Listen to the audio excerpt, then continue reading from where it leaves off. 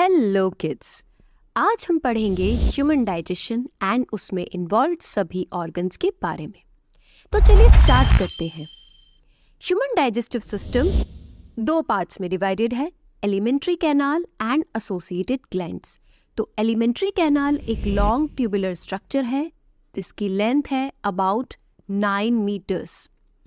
उसी में हमारे सारे डाइजेस्टिव सिस्टम के ऑर्गन्स आते हैं।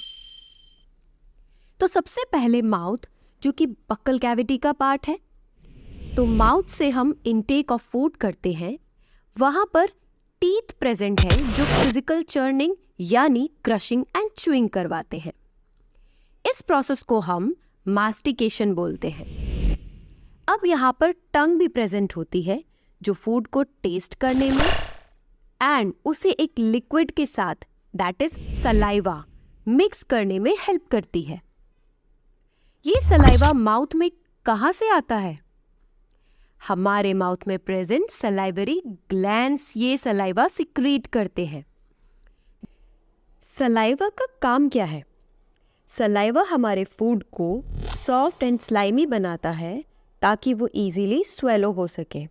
एंड सलाइवा में एक इम्पॉर्टेंट एंजाइम जिसका नाम है सलाइवरी अमाइलेज, जिसको हम टाइलिन भी बोलते हैं, वो स्टार्च को माल्टोज शुगर में कन्वर्ट करता है।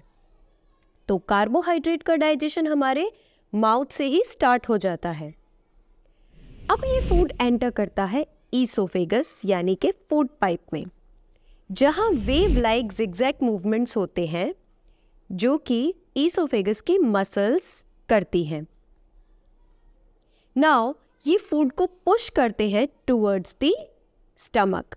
तो अब ये food with the help of zigzag movement stomach में पहुंच जाते हैं। इन मूवमेंट्स को कहते हैं पेरिस्टाल्टिक मूवमेंट। अब स्टमक, जो कि एक बैग लाइक ऑर्गन है, यहाँ पर फूड का डाइजेशन होता है। स्टमक की वॉल्स पर होते हैं गैस्ट्रिक ग्लैंड्स जो सिक्रीट करते हैं गैस्ट्रिक जूसेस। अब गैस्ट्रिक जूस में प्रेजेंट क्या होता है? उसमें 3 मेजर कंपोनेंट्स प्रेजेंट होते हैं, HCl, mucus and pepsin. HCl क्या करेगा? HCl किल करता है फूड में प्रेजेंट हार्मफुल माइक्रोब्स को एंड फूड को प्रोवाइड करता है एसिडिक मीडियम ताकि पेप्सिन अपना वर्क कर सके। म्यूकस क्या करेगा? म्यूकस प्रोटेक्ट करेगा स्टमक की वॉल को from the action of HCl।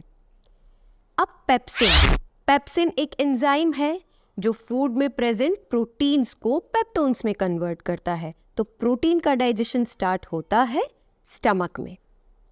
Now partially digested food enter करता है एक ट्यूबुलर फोल्डेड ऑर्गन जिसे हम बोलते हैं स्मॉल इंटेस्टाइन।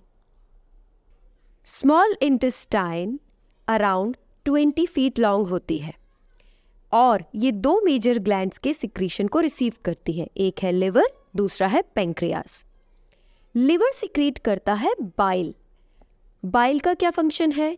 बाइल फूड में प्रेजेंट फैट्स को इमल्सिफाई करते हैं। इमल्सिफिकेशन क्या होता है?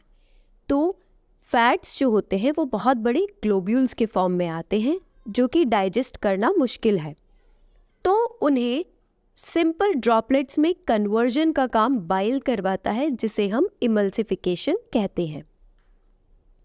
तो यहाँ पे ये काम बाइल करवा रहा है एंड ये एल्केलाइन मीडियम प्रोवाइड कराता है ताकि पेंक्रियाटिक एंजाइम्स जो है वो अपना काम कर सके।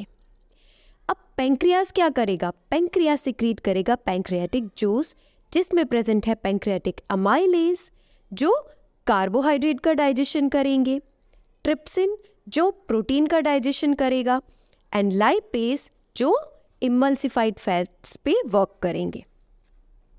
अब स्मॉल इंटेस्टाइन की वॉल्स भी कुछ जूसेस सिक्रीट करेंगी जो कार्बोहाइड्रेट्स को ग्लूकोज में, प्रोटीन्स को अमीनो एसिड्स में एंड फैट्स को फैटी एसिड एंड ग्लिसरॉल में कन्वर्ट कर देंगे एंड यहाँ पर डाइजेशन कंप्लीट हो जाएगा।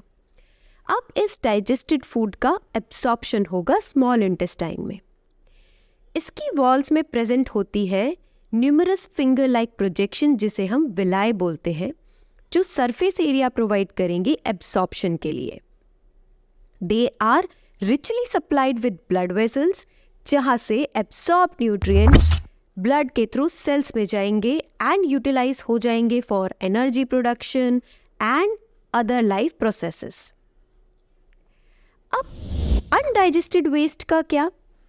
ये एंटर करेगा लार्ज इंटेस्टाइन में, जहाँ पर भी विलाइज प्रेजेंट होती है जो कि वाटर का एब्जॉर्प्शन करेंगी, एंड जो वेस्ट है वो एंटर करेगा रेक्टम में, जहाँ वो कुछ टाइम के लिए स्टोर होगा एंड उसके बाद वो एनस के थ्रू बाहर निकल जाएगा।